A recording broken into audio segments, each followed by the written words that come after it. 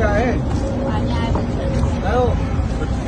नाही बिलकुल नाही. बघा मी 1 महिन्यानंतर परत व्हिजिट करेन. मला जर हे घाण दिसलं तर तुमचा ठेका लगेच रद्द करेन मी सांगतो. त्यात तुम्ही स्वतः एवढं जातीनं जाऊन बघताय ह्या ही जी गोष्ट आहे ही फार मोठी गोष्ट आहे. पण महिलांशी मी बोललो. महिलांचं असं म्हणणं अस्वच्छता आहे आणि पुरुषांचं शौचालय आणि मुतारी अतिशय अस्वच्छ. मी स्वतः जाऊन आलो आतमध्ये.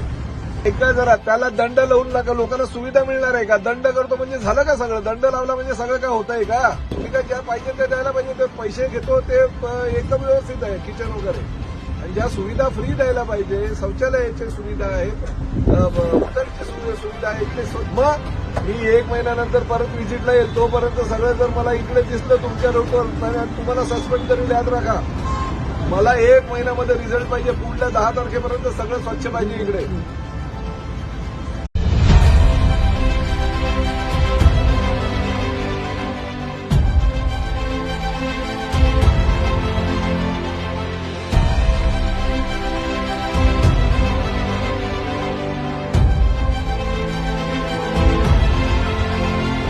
पाणी वगैरे आहे नाही हो.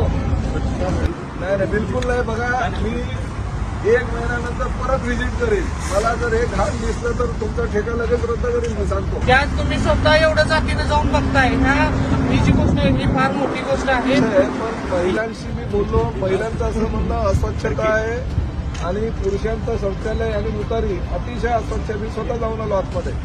एकदा जरा त्याला दंड लावून नका. लोकांना सुविधा मिळणार आहे का? दंड करतो म्हणजे झालं का सगळं? दंड लावला म्हणजे सगळं काय होत आहे का? तुम्ही काय ज्या पाहिजे ते द्यायला पाहिजे. ते पैसे घेतो ते एकदम व्यवस्थित आहे. किचन वगैरे आणि ज्या सुविधा फ्री द्यायला पाहिजे. शौचालयाची सुविधा आहे, मुतारीची सुविधा आहे. मग मी 1 महिन्यानंतर परत व्हिजिटला येईल. तोपर्यंत सगळं जर मला इकडे दिसलं तुमच्या रूटवर तुम्हाला सस्पेंड करेल. याद राखा. मला 1 महिन्यामध्ये रिझल्ट पाहिजे. पुढल्या 10 तारखेपर्यंत सगळं स्वच्छ पाहिजे इकडे.